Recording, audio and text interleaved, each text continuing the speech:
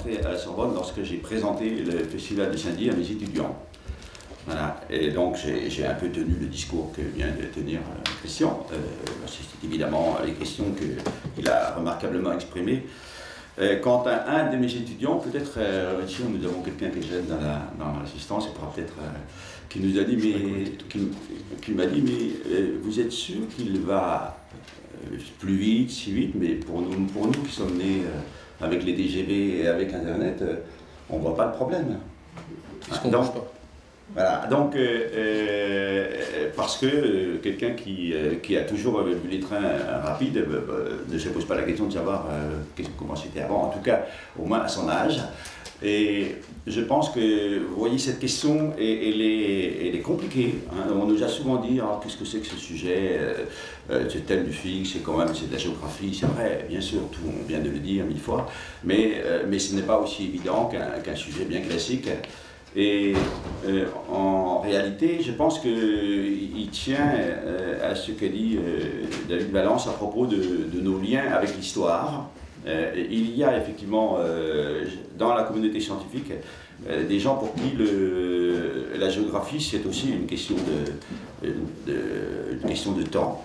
Et je pense que là, on avait l'occasion de faire cette synthèse qui est très compliquée, qui est très contestée parfois, mais qui nous est chère et pour laquelle donc ce programme a pris cette forme un peu à la fois, je crois, d'actualité, on vient de le dire, mais en même temps compliqué.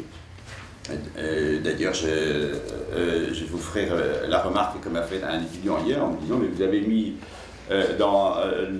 en couverture de ce dossier d'explication la photo d'une place royale du 15e, 16e siècle. Où est la vitesse là-dedans? Voilà. Alors j'ai dit, écoutez, ne me coupez pas les mouches en quatre, mais vous voyez donc bien que, effectivement... C'est un paradoxe. Comment? C'est un paradoxe, oui, c'est un... La vitesse, elle est dans le coin en bas, c'est la oui, bien sûr, j'ai tout de suite... Voilà, j'ai montré qu'il y avait des gens qui téléphonaient, bien sûr. Mais, vous voyez, donc, c'est un sujet d'histoire qui devient un sujet de géographie. Et je pense que là, on va entrer dans des questions qui sont très, très actuelles, très complexes. Vous avez, à la page 3, j'ai dû à la mettre l'anamorphose, hein, vous savez, de l'accessibilité de Paris. Qui est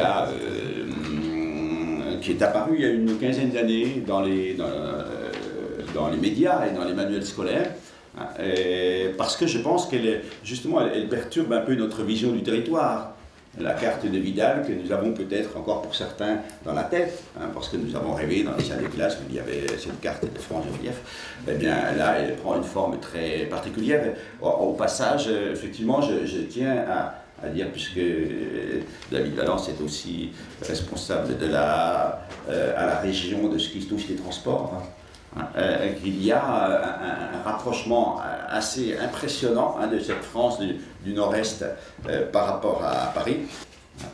Nous rentrons de vacances en ayant constaté pour beaucoup d'entre nous que nous avons pu au moins pendant nos déplacements automobiles ne passer de cartes papier, puisque les GPS nous dispensent parfois de chercher ailleurs que sur un écran notre manière de nous déplacer. Et pourtant, je pense qu'il y aura des débats là-dessus.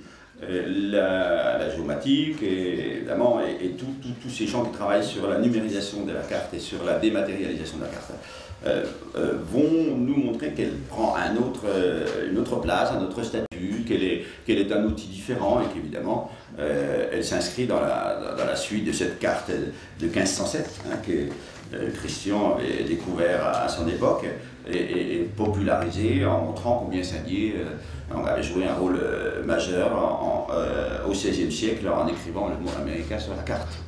Voilà, c'était bien une étape. Et c'est vraiment la raison profonde pour laquelle nous avons invité un historien.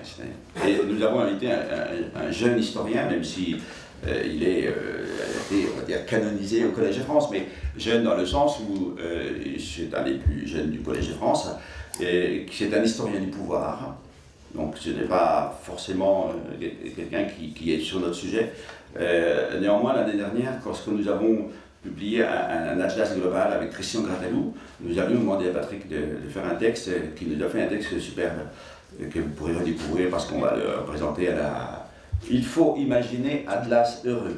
Je fais juste un aparté, hein. N'y voyez pas de hasard, parce qu'on peut dire qu'à Saint-Dié-des-Vosges, le maire favorise systématiquement ses anciens professeurs.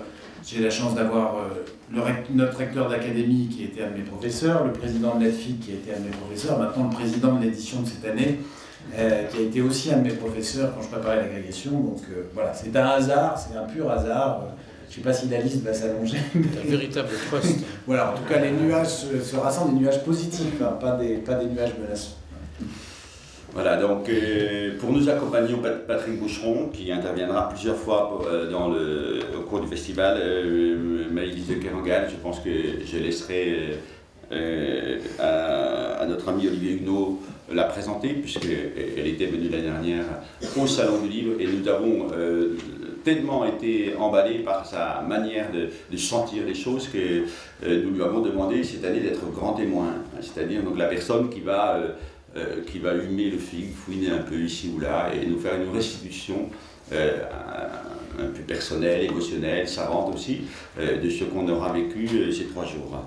Voilà. Et puis la Belgique, donc, effectivement, vous l'avez dit, quel pays, quel pays, ce pays tant jeune, hein, 1822, et pourtant pays voisin, mais pays donc, qui explore une manière d'être en Europe et dans le monde qui est très différente, qui se terminera peut-être par un divorce, comme vous l'avez dit, ou peut-être pas, peut-être une cohabitation de peuples dans une même enveloppe.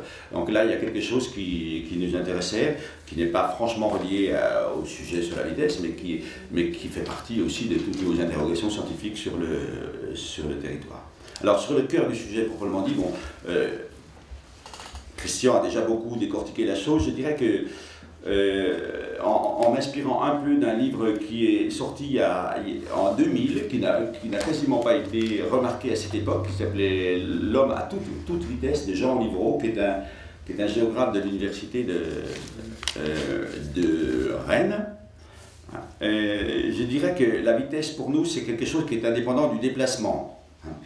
Ce qui nous intéresse, nous, bien sûr, c'est le déplacement, et la vitesse n'est qu'une des modalités du déplacement dans l'espace. Néanmoins, cette vitesse, elle se joue sur des espaces qui sont nommés, balisés, et qui sont perturbés. Qui sont perturbés parce que la frontière, on ne la franchit pas de la même manière quand on ne baisse pas la vitre et qu'on ne s'arrête même pas, que lorsqu'on doit montrer patte blanche. Il y a donc une perturbation entre la manière de se déplacer et l'espace qui reste rugueux, qui reste ce qu'il est. Je dirais que l'autre question qui nous a beaucoup perturbé, et à laquelle d'ailleurs les jeunes géographes ont répondu hier quand je leur ai présenté le programme, pourquoi la vitesse serait-elle devenue une marque du progrès, une marque de la modernité? Voilà. Ça, c'est une question qui sera traitée de manière sous-jacente. Hein. Pourquoi accordons-nous tant de prix à la vitesse, alors même, vous l'avez dit David, qu'il y a bien sûr des mouvements qui contestent cette vision, hein, les mouvements slow. Même si sans mouvement, on peut constater que plus la France s'équipe de TGV, plus il y a de randonneurs. Oui.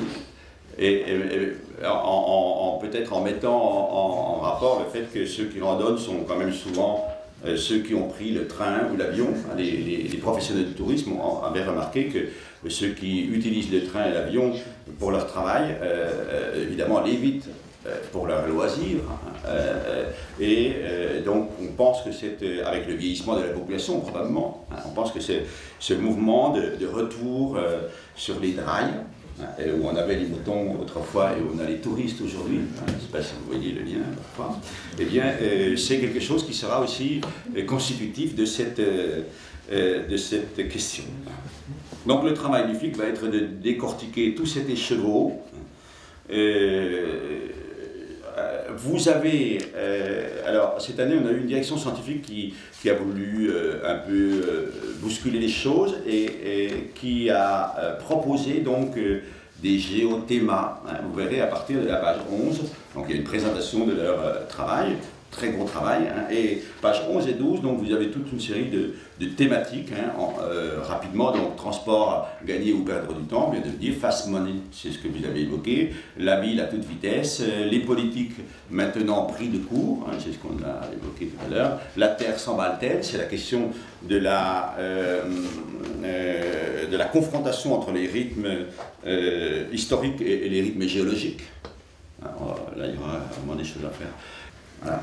Donc, je pense que cette dimension internationale à laquelle nous tenons et